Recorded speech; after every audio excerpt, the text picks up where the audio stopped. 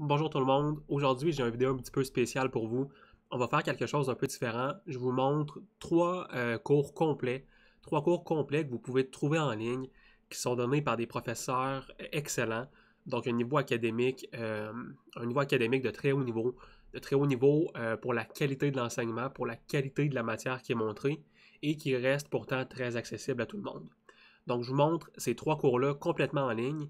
Mais avant, je vous donne un aperçu de ce qui s'en vient dans les prochains jours, dans les prochaines semaines. Donc, les prochaines vidéos, on va avoir une vidéo où on va analyser un article scientifique. Donc, un article scientifique de Kenneth Arrow. Pour ceux qui sont intéressés, le titre, ça s'appelle The Impact of Information Technology on the Diffusion of New Pharmaceuticals. C'est un article où Kenneth Arrow analyse avec ses collègues les différences dans les coûts des médicaments aux États-Unis. Donc, c'est super intéressant. C'est super intéressant parce que, comme vous le savez peut-être, les États-Unis, c'est un des pays où on dépense par habitant le plus pour le système de santé. Et donc, Kenneth Arrow s'intéresse à savoir c'est quoi le rôle des médicaments dans ces différences de paiement-là à travers les différentes régions aux États-Unis. Et il trouve des résultats absolument incroyables. Donc, ça vaut absolument la peine de lire ça, de comprendre ça et de regarder c'est quoi ça implique pour nos pays aussi. Donc, pour le Canada, pour la France, pour l'Union européenne. Comment est-ce qu'on peut tirer des leçons des échecs du système de santé américain? Donc, ça, on va discuter de ça. On va également discuter d'une nouvelle incroyablement importante qui est passée vraiment sous le radar cette semaine. Le Canada a été décoté par l'agence de notation Fitch. Est-ce que c'est le Canada ou le Québec? Il va falloir que je revoie. En tout cas, il y a des provinces, il y a des pays qui commencent à être décotés par les agences de cotation. Ça va avoir des impacts importants sur les finances publiques. On va en discuter ensemble. Mais avant, on retourne aux vidéos d'aujourd'hui. Donc aujourd'hui, je vous présente trois cours complètement en ligne pour vous occuper pendant l'été en attendant le retour de l'école, pour vous donner un avantage lorsque l'école va recommencer. Vous allez être prêt à recommencer la session en courant. Donc, je vous présente mes trois cours.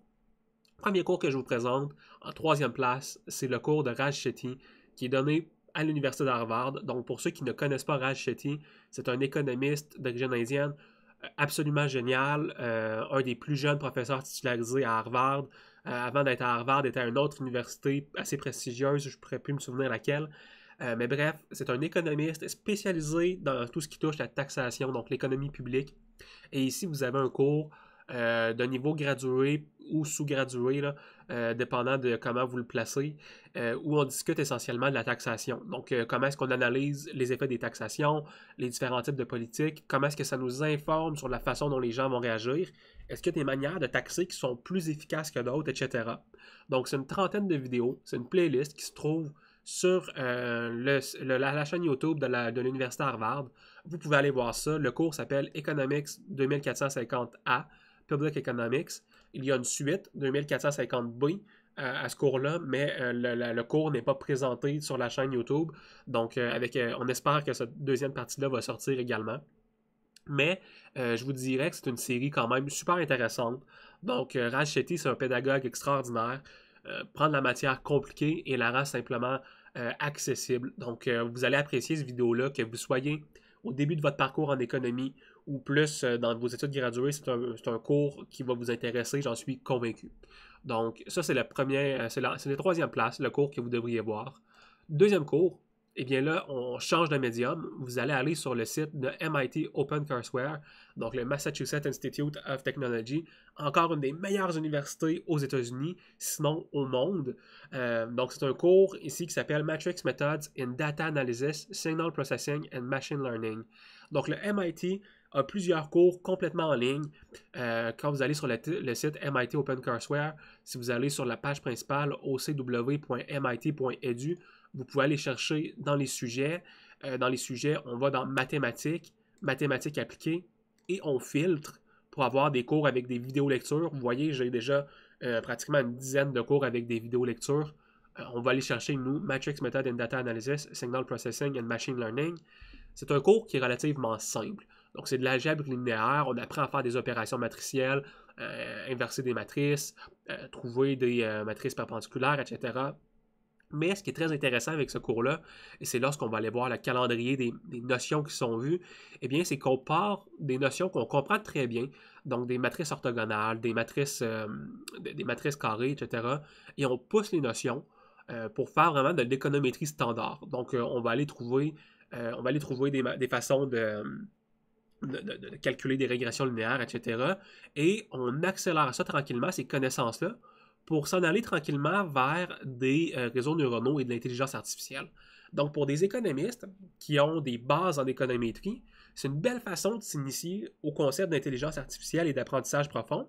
Et pour les économistes qui n'ont pas de base en économétrie encore, eh bien, c'est une super belle façon pour solidifier vos bases en économétrie et en algèbre linéaire. Donc, ce cours-là, il va être utile pour absolument tout le monde. Donc, tout le monde, je vous recommande de faire ça cet été. Vous allez arriver comme ça à l'automne et vous allez être prêt à commencer à intégrer des problèmes d'intelligence artificielle dans vos recherches et ça va être quelque chose de très impressionnant. Aussi, ce que j'ai à dire sur le MIT OpenCourseWare, c'est que vous avez toutes les lectures vidéo. Ils sont placées aussi sur leur chaîne YouTube et ça vaut définitivement la peine d'aller voir. Vous avez les problèmes pour chacun des cours. Bref, amusez-vous à regarder un petit peu le site de cours. Vous allez trouver beaucoup de ressources. Donc, c'est plus que juste des lectures de vidéos.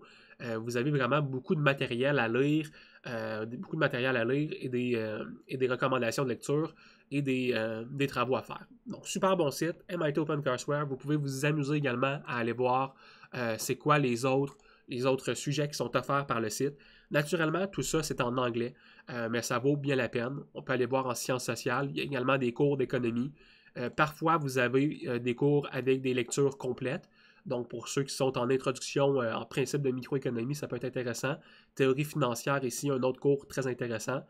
Mais vous avez également des cours où vous allez simplement avoir, par exemple, des lectures guidées. Donc, je n'ai pas de vidéo, mais pour chacun des sujets du calendrier. Donc, si je vais voir le calendrier pour le cours d'introduction au marché immobilier et au développement économique, eh bien, on peut voir que pour chacun des sujets qui sont abordés dans les différents cours, j'ai des lectures qui sont dirigées. Donc, on me dit d'aller lire tel ou tel chapitre ou article scientifique de différents magazines. Et donc, à ce moment-là, vous allez voir que c'est une belle façon d'apprendre.